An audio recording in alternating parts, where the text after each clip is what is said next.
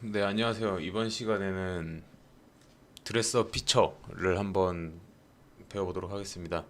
드레스업 피처는 그 저번까지 저희가 했던 스케치 베이스드 피처와는 다르게 독자적으로 뭐 형상을 만드는 기능은 아니고요. 이미 만들어져 있는 형상을 좀 꾸미는 그런 기능이라고 생각하시면 될 것 같습니다. 같이 한번 해보도록 하겠습니다. 자, 스타트 메카니컬 디자인 파트 디자인으로 시작을 하시고요. 자, 보시면 여기 스케치 베이스드 피처는 일단 생성하는 기능들만 활성화되어 있죠. 포켓, 뭐 그루브 홀 같은 거는 회색으로 돼서 지금 쓸 수가 없게 되어 있고, 패드, 샤프트, 리브 같은 생성하는 기능들만 활성화되어 있습니다. 그리고 드레스업 피처는 지금 뭔가 만들어져 있는 형상이 없기 때문에 아무것도 지금 쓸 수가 없는 상태죠. 예, 드레스업 피처는 이렇게 뭔가 독자적으로 만드는 기능이 아니고 이미 만들어져 있는 형상을 좀 더 꾸미는 그런 기능이다 라고 하시면 될 것 같습니다. 자, 스케치 시작하셔서 XY 평면에 스케치를 해볼게요. 프로파일 툴바에서 사각형에서 센터드 렉탱글로 사각형을 그리겠습니다. 크기는 저희가 150에 150으로 구속을 할게요. 150. 여기 콘스트레인트 툴바에 있는 이 콘스트레인트 기능을 이용해서 우리가 구속을 시켰습니다. 패드로 100mm 만큼 돌출하겠습니다. 자, 패드로 일단 형상을 만들고 났더니 여기 드레스업 피처 툴바에 있는 기능들이 다 색깔이 뜨면서 활성화되어 있죠. 자, 하나씩 만져볼게요. 자, 처음에 있는 필렛이 있습니다. 근데 필렛이 엣지 필렛이라고 있고 밑으로 화살표를 내려볼 수가 있네요. 자, 필렛의 종류가 하나, 둘, 셋, 넷, 다섯 가지가 있습니다. 자, 엣지 필렛 말 그대로 모서리에 필렛을 라운딩 처리를 해주는 기능이에요. 그러니까 모서리가 날카로우면 뭔가 나중에 조립도 잘 안 될 거고 사람이 만졌을 때 다칠 수가 있습니다. 그래서 그 모서리 부분을 우리가 둥그렇게 해주든지 아니면은 45도 각도로 따서 못따기를 해주든지 그렇게 하는데 지금 이제 못각 그 필렛을 우리가 못각기라고 하기도 하고요.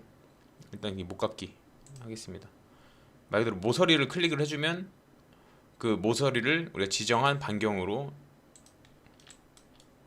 이렇게 라운딩 처리를 해주는 그런 기능인데, 자, 모서리를 선택을 해도 되고 모서리가 아니고 해당 면, 그 모서리 필렛을 줄 면을 직접 이렇게 클릭을 해도 됩니다. 그러면은 그 면에 소속된 모서리들을 자동으로 다 선택을 해줘요. 지금 모서리가 그 면을 선택해서 했더니 이런 식으로 날카롭게 쓰죠. 이쪽 끝부분이. 네, 이렇게 날카롭게 좀 자세히 확대를 해서 볼게요. 이 부분이 좀 날카로워 보일 거예요. 보면은 네, 이런 식으로 생기기 때문에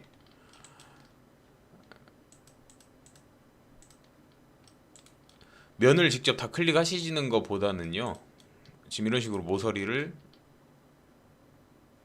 한쪽 모서리를 먼저 한 다음 보여드릴게요. 한쪽 이쪽 모서리를 R5로 저희가 일단 모서리 그 필렛을 줬습니다. 그 다음에 네, 이쪽 모서리를 상단 모서리를 클릭하면은 이쪽 그 부드럽게 라운딩 돼 있는 부분을 타고서 자연스럽게 따라가 주거든요. 네, 그럼 이쪽 끝부분이 좀 되게 매끄럽게 처리가 된 걸 보실 수가 있어요. 아까 같은 경우는 우리가 이쪽 면을 그냥 찍어서 라운딩 해버리고, 지금 이거 같은 경우 결과가 같이 나오는데 지금 이렇게만 면만 이렇게 해버리면은 이쪽이 되게 날카롭게 이렇게 처리가 되죠. 나중에 이게 지금 뭐 예를 들면 얘는 10으로 하고 얘를 뭐 5로 하고 했을 때 이쪽이 좀 되게 안 좋게 처리가 될 수가 있어요. 그리고 나중에 실제로 가공을 했을 때도 좀 문제가 될 요지가 있기 때문에 웬만하면은 이렇게 저렇게 면을 클릭해 갖고 필렛 처리를 하시는 것보다는 처음에 한쪽 모서리만 이렇게 필렛을 주시고 그다음에 나머지 모서리는 자연스럽게 이렇게 타고 가는 형태로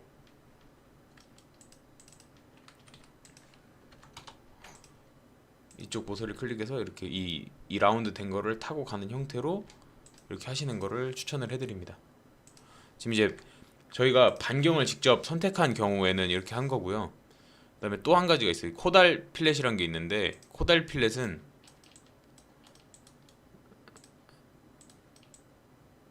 자, 확대를 해서 보여드릴게요. 지금 이 R이 얼마다라고 하는 게 아니고, 이 모서리 그 라운딩 되는 시작점과 끝점을 연결한 이 현의 길이를 기준으로 필렛을 하는 건데, 일반적으로는 그렇게 잘 쓰진 않고요. 특별한 케이스인 경우에 쓰긴 씁니다. 얘는 특별한 경우에 때 이제 그 코드 길이가 얼마냐라고 이제 현의 길이로 이제 지정하는 경우가 있는데, 일단 이건 기능이 있다 정도로만 알고 계시면 될 것 같고요. 이렇게 그 현의 길이로도 우리가 제어를 할 수 있다, 그 필렛 값을. 그리고 베리어블 필렛 같은 경우는, 필렛이 지금 이거 같은 경우는 내 지정한 R로 딱 그 상수값으로, 예를 들면 5mm라고 하면 5mm만 딱 그렇게 가게 돼 있는 건데, 이 베리어블 필렛 같은 경우는 시작과 끝점이 다르고, 뭐 여기 추가적으로 이 베리에이션 포인트를 내가 지금 여기 투 엘리먼트로 되어 있죠. 그래서 추가를 할 수 있어요. 이 주머니 부분을 눌러서 뭐 이쪽 어디도 이렇게 추가를 해서, 뭐 여기는 지금 시작점이 5고, 여기는 더블 클릭하셔서 뭐 여기 10이고, 여기는 15고, 여기는 30이고, 네, 이런 식으로 필렛 값을 다르게 적용하실 수가 있는 겁니다. 필렛 값이 다르게 적용됐죠. 이런 식의 베리어블 필렛, 엣지 필렛. 베리어블 필렛은 사실 뭔가 좀 디자인을 하실 때, 여러분들이 뭐 캡스톤 디자인 하시든지 뭐 그런 디자인 하실 때 주로 쓰시지 않을까 싶고요. 일반적으로는 이 엣지 필렛을 가장 많이 씁니다. 이 페이스 필렛은 좀 특수한 경우에만 많이 쓰는 건데, 얘는 뭐 굳이 뭐 지금 저희가 할 필요는 없을 것 같고, 트리 탄젠트 필렛 같은 경우는 결과를 일단 보시면 이해가 되실 것 같아요. 자, 이쪽 면, 그다음에 이쪽 면, 그다음에 없앨 면, 이렇게 클릭을 하면은 지금 없앨 면이라고 된 부분이 없어지게끔 이렇게 둥글게 필렛을 돌려줍니다. 이런 식으로. 아까는 평면이었잖아요. 근데 그 평면이 그냥 라운딩 된 면으로 되게끔 그렇게 없애면서 이렇게 필렛을 하는 기능이 트리 탄젠트 필렛이다. 트리 탄젠트 필렛하고 엣지 필렛 정도는 기억을 해두시면 좋을 것 같아요. 그래서 이렇게 트리 탄젠트 필렛도 있다. 그다음에 챔퍼입니다. 필렛은 이렇게 해서 마무리하고요. 챔퍼는 못따기 기능이죠. 뭐 예를 들면은 이것도 그 손이 다치지 말게, 아니면은 뭐 조립이 좀 잘 되게끔 그렇게 하기 위해서 쓰는 기능이고요. 나중에 조립 같은 거 하실 때. 챔퍼 디퍼니션 보시면은 길이랑 한 변의 길이랑 각도. 근데 일반적으로 45도 제일 많이 써요. 이런 식으로 못따기, 손이 다치지 말게끔 하는 이런 못따기 기능. 여기서 랭스 값이랑 앵글 값을 여러분들이 직접 바꾸실 수도 있고, 아니면 뭐 랭스 해서 한쪽을 뭐 10, 그다음에 반대쪽 5 그래서 이런 식으로 잘라내실 수도 있고요.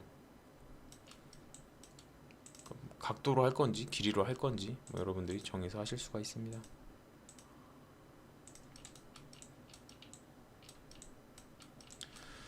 네, 그 다음은 드래프트 앵글 기능인데, 여기 지금 내려보시면은 뭐 각가지 종류가 있어요. 뭐 드래프트 리플렉트 라인, 뭐 그다음 베리어블 앵글 드래프트. 이거는 뭐 베리어블 앵글 드래프트는 각도를 다르게 하겠다 하는 건데, 일반적으로 이 드래프트 앵글 하나만 알고 계시면 돼요. 이 드래프트 앵글 한번 써보겠습니다. 자, 이거는 여러분들이 나중에 금형 같은 걸 설계하실 일이 있을지 모르겠는데, 금형을 제작을 하면요, 그러니까 금형은 쉽게 생각하면 붕어빵 틀이거든요. 그러니까 상하로 돼 있는 그 틀에 이제 녹인 플라스틱을 주입을 해서 제품을 만들 때 쓰는 금형, 그러니까 틀이라고 보시면 되는데, 그거를 만들 때 제품을 이런 식으로 그냥 직벽으로, 이런 그 직각 벽으로 만들어 버리면 금형에 이제 금형이에서 분리가 될 때 긁힌다든지, 아니면은 그게 굳으면서 안에 박혀버리는 경우가 있어요. 그래서 우리가 잘 빠지게끔 좀 비스듬하게 만들어주는 경우가 있거든요. 그걸 저희가 빼기 구배라고 표현을 하는데, 그 빼기 구배를 줄 때 잘 빠지게끔 빼기 구배 각도를 주는 기능이라고 보시면 됩니다. 자, 그래서 각도를 뭐 이쪽 면에 주겠다. 여기 지금 그 부드럽게 처리가 돼 있으니까 따라가겠죠. 이렇게 줄 거고, 그다음에 그러니까 각도를 줄 면은 여기고, 그다음 뉴트럴 엘리먼트, 그러니까 중립평면이라 그러는데, 그 중립평면은 그쪽을 기준으로 이제 각도를 주면서 좁아지는 데도 있을 거고 늘어나는 데도 있을 거 아니에요. 그 각도가 생기면서 뭐 예를 들면은 뭐 결과로 직접 보시죠. 일단 이것도. 그다음에 그 뉴트럴 엘리먼트를 지금 노 셀렉션 되어 있는데, 여기를 저 같은 경우는 ZX 평면으로 일단 주겠습니다. 그러면은 지금 이 약간 자줏빛 선이 생기죠. 이 부분이 안 변하는, 그러니까 변하지 않는 면이다라고 보시면 됩니다. 프리뷰를 한번 해볼게요. 프리뷰를 해봤더니 지금 형태가 이쪽 하늘색 보이시죠? 이 주황색, 자주색 이쪽 라인을 기준으로 이쪽 위쪽은 넓어지는 느낌, 그다음에 아래쪽은 좁아지는 느낌이죠. 네, 이렇게 커지고 좁아지고 이런 식으로 생기는데, 이것도 방향을 바꿔갖고 빠지는 방향을 조절할 수도 있습니다. 이런 식으로. 네.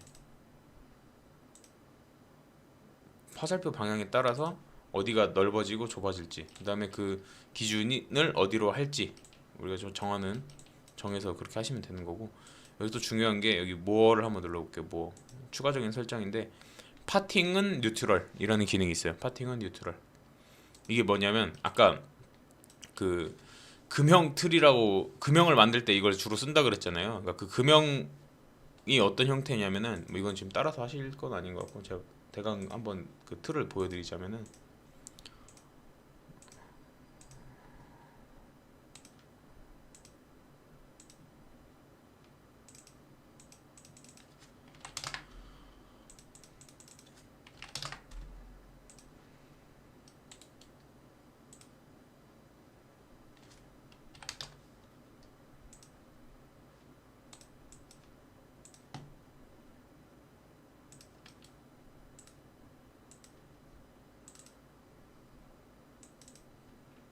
뭐 예를 들면 판이 이렇게 두 개가 있겠죠. 상판, 하판. 그래서 그 상판, 하판 안에 제품이 이제 들어갈 거고,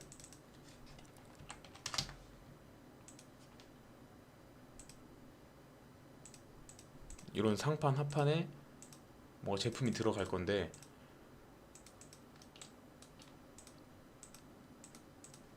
그때 이제 틀에 있는 제품이 잘 빠져야 되잖아요.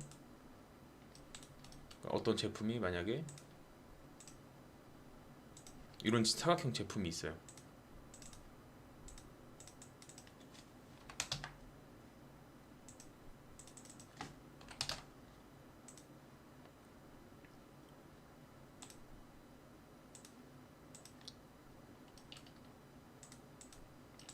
이런 사각형 제품이 있는데, 얘가 이제 빠져나갈 때 긁힌단 말이죠.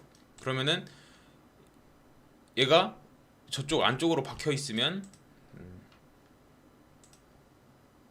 얘 지금 저 안쪽에 있는 이 형상이 이런 식으로 돼 있으면은, 이 금형 틀이 위로 빠질 때 여기 있는 형태를 잡아 뜯어갈 거 아니에요.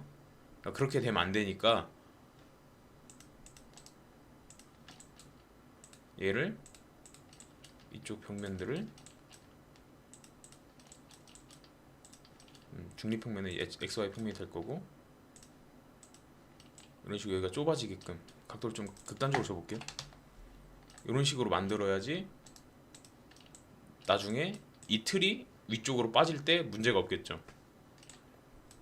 그 다음에 반대로 지금 얘 같은 경우는 만약 이 아래쪽 틀 같은 경우도 이렇게 빠지면은 이 제품이 잡아 뜯겨질 거 아니에요.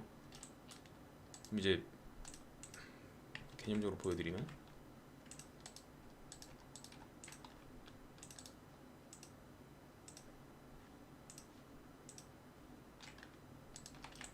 자, 제품이 없을 때 상태가 이거란 말이에요. 예를 들면은, 그런데 제품이 이렇게 박혀 있어요. 그럼 이제 이 틀을 잡아 뜯으면은 여기 안에 있는 지금 요 부분 있잖아요. 요 부분.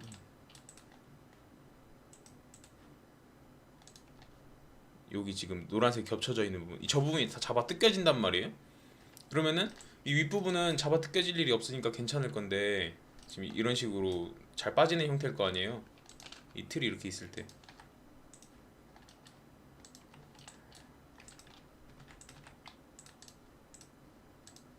얘도 빼보자.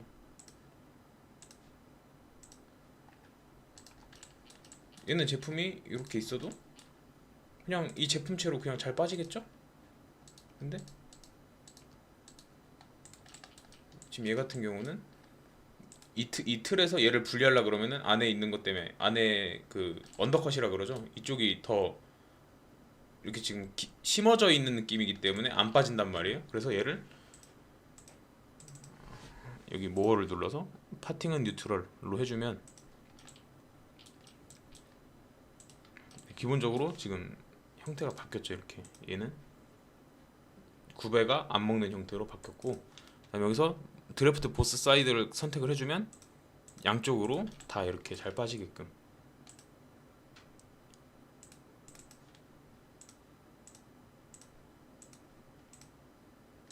그럼 여기도 잘 빠지겠죠. 이렇게 이 제품만 놓고 본다면요. 어떤 말씀인지 좀 이해가 잘 되시나요? 저것 때문에 저렇게 그 제품이 잘 빠질 수 있게끔 그 틀에서 잘 빠질 수 있게끔 하기 위해서 이런 식으로 각도를 주는 기능이 있고, 그 기능이 여기 있는 그 드래프트 앵글 기능이다 라고 이해를 하시면 됩니다.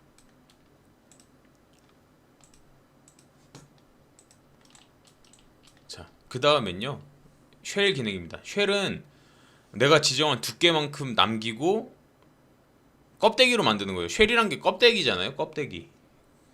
소라 뭐 이런 거 할 때 그 껍데기 얘기하는 건데, 쉘 누르시고 지금 이 상태에서 보면은 어디가 뚫려 있는 부분이 없잖아요. 내가 그 뚫어낼 부분, 파내기 시작하는 부분이라고 해야 되나요? 아무튼 그쪽을 선택을 해줍니다. 두께를 뭐 예를 들면 5mm로 줄게요. 오케이 하면은 내가 아까 없앨면 여기 페이스트 리무브 선택한 부분을 기준으로 파내기 시작해서 이렇게 두께로 남겨주는 이런 형태입니다.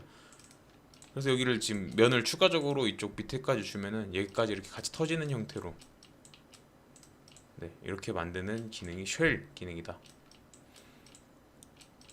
라는 거 알고 계시면 될 것 같고요.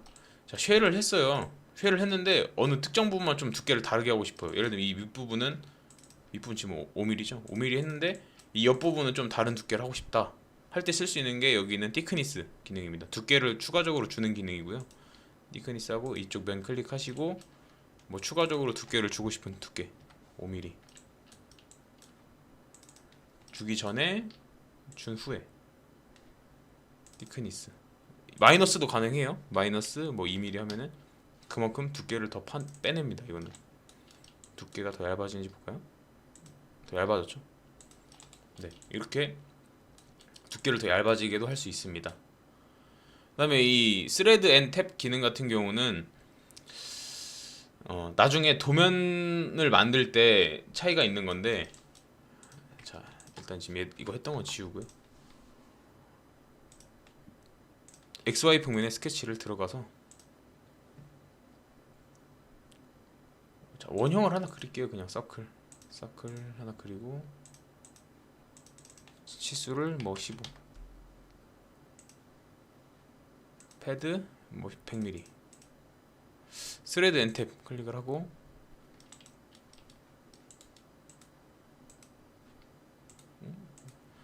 그 나사 가공을 할 면, 원통면을 먼저 선택을 하시고, 그 다음에 뭔가 기준이 될 평면을 하나 주시면은 여기서부터 해서 뭐 10mm 이렇게 간다고 지금 나와 있고, 그다음 뭐 바디 타입도 뭐 디멘전 뭐 업투 플랜 뭐 이런 식으로 있거든요. 그다음에 메트릭 띤 피치, 메트릭 티크 피치 뭐 이런 식으로 있어서 뭔가 내가 지정할 수 있는 그런 형태로 나오는데, 이건 나중에 이게 나사다라고 도면상에서 인식할 수 있게끔 해주는 기능이에요. 그리고 나중에 이제 여러분들이 카티아로 가공을 하신다 그러면은 이 스레드 기능으로 썼을 때 그 가공할 수 있게끔 얘를 이제 나사로 인식을 해주긴 하거든요. 근데 굳이 얘를 써서 해야 될 필요는 많이 못 느낍니다. 저는 나중에 도면 작업을 하신다 그러면은 여기서 이제 지금 제가 15mm를 했으니까 M15 나사로 만들면 되잖아요. 그래서 여기 매트릭 디크 피치 한 다음에 본래도 이게 사실 15mm M15짜리 나사가 규격이 따로 없어요. M16은 16, 14 이런 식으로 가니까. 그럼 이제 여기를 뭐 바꿔보죠. 스케치를 바꿔볼게요. 일단 얘를 10으로 바꿀게요. M10 나사로 규격으로 쓰려고 하는 거니까. 스레드 앤 탭, 그다음 이쪽 나사 가공할 원통면 클릭하고 나사 가공의 기준이 될 면 클릭해줍니다. 그다음에 보시면 이게 스레드인지 탭인지, 그러니까 나사인지 나사 구멍인지를 선택을 해라. 여기 지금 그림 보시면은 어떤 느낌인지, 그러니까 처음에 레터럴이라고 된 부분 이쪽 원통면이죠. 그다음에 리미트는 이 그 나사의 끝 부분, 끝단 부분을 선택해라 이런 부분이었고, 그다음에 이제 수치적인 부분은 여기 지금 노 스탠다드 같은 경우 여러분들이 직접 이게 나사가 몇 미리 나사고, 그다음에 이 깊이 나사 가공을 할 만한 깊이 뭐 예를 들면 20, 30 뭐 이런 식으로 하시는 거고, 그다음에 이 나사 피치가 얼마인지, 그다음에 이게 오른 나사인지 왼 나사인지 직접 지정하실 수 있고요. 그다음에 뭐 기본적으로 있는 뭐 M8, M10 뭐 이런 기본 나사들 같은 경우는 여기 보면은 매트릭 띵 피치는 얇은 나사고요. 그다음에 티크 피치는 보통 나사거든요. 티크 피치로 바꾸면 여기 M10 그냥 바로 들어가죠. M10으로 M10 뭐 M12 뭐 이렇게 돼 있는데, 기본적으로 여기 우리가 그린 이 원통의 지름을 따라가요. 그래서 기본적으로 갖고 있는 게 뭐 여기 M1, 1.2 그리고 뭐 10, 12, 10, 14 이런 식으로 2단위로 막 이렇게 가기도 하고, 그 기본적으로 갖고 있는 규격이 따로 있거든요. 그럼 여기 피치도 자동으로 이게 보통 나사니까 1.5로 되어 있고요. 이걸 띵 피치로 바꾸면은 얇은 나사니까 1mm로 피치가 바뀌는 걸 보실 수 있을 거고. 그래서 M10 나사로 지금 스레드 길이를 얼마를, 그 나사 산 길이를 얼마로 하겠다 해서 이렇게 하면은 모델링 상에서는 차이가 없어요. 근데 나중에 우리가 이제 도면으로 갔을 때 그게 차이가 나거든요. 그럼 뭐 나중에 도면 작업을 할 때 저희가 한번 이거 스레드 작업을 해서 정말로 차이가 있는지 한번 보겠습니다. 그거는. 그 다음에 있는 게 여기 리무브 페이스 기능하고 이 리플레이스 페이스 기능인데, 리무브 페이스하고 리플레이스 페이스는 개인적으로 좀 쓰는 걸 추천해드리지는 않아요. 왜냐면은 이 리무브 페이스 같은 경우가 쓰는 조건이 굉장히 까다롭습니다. 일단 이 리무브 페이스를 제가 임의로 한번 쓰게끔 만들어 볼게요. 적당히 사각형 하나 그려서요. 패드를 그냥 해주고요. 그 다음에 또 잘라내서 적당히 그려서 이번 포켓으로 뭐 한 50 이렇게 파볼게요. 근데 리무브 페이스라는 게 뭐냐? 면을 없앤다 하는데, 저는 이 세 면을 없애서 아까 원래 있던 요 상태로 만들고 싶어요. 그걸로 그냥 해볼게요. 리무브 페이스 기능을 이용해서 리무브 페이스를 클릭하면 여기 페이스 투 리무브, 제거할 면이 뭐냐, 그리고 페이스 투 킵, 네가 유지할 면이 어디냐 이렇게 선택하라 그래요. 저는 이 면들을 제거할 겁니다. 그다음 페이스 투 킵, 이 면들은 유지할 겁니다. 그러니까 제거할 면들을 유지할 면으로 이렇게 둘러싸줘야 돼요. 정확하게 만들려면. 오케이 하면 지금 이런 결과가 나왔죠. 지금 제가 이거 메꾸려고 이거 면 3개 클릭하고 이쪽 남길 면도 또 3개를 따로 클릭을 해줬어요. 자, 근데 지금 이거는 형상이 단순하니까 내가 그냥 없애면 이거 클릭을 했단 말이에요. 오케이, 안되죠. 나 이것만으로 계산 못하겠다. 그래? 그럼 이것도 또 줄게 하고 이쪽 면도 또 클릭을 했어요. 그래도 계산 못한대요. 자, 그럼 이쪽 면도 주겠습니다. 이렇게 3개를 나 없앨 거다. 오케이, 됐어요. 근데 지금 이거 형상이 엄청 단순한 형상이었잖아요.